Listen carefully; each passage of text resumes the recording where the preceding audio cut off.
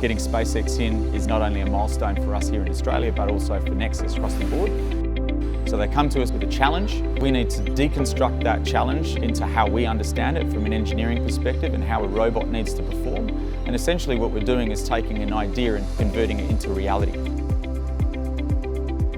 The team itself, from the engineering team all the way through to the delivery team, is backed by quality, backed by confidence, and backed by the understanding that we can get anything done with the right approach and the right teamwork. What underpins Nexxis as being different is that we've really focused on building modularity. For us, working with SpaceX was very unique. Working in defence, nuclear, oil and gas, all have different ways of working and really what they care about. We were really able to demonstrate our capability right through that so that trust was built over that period of delivery.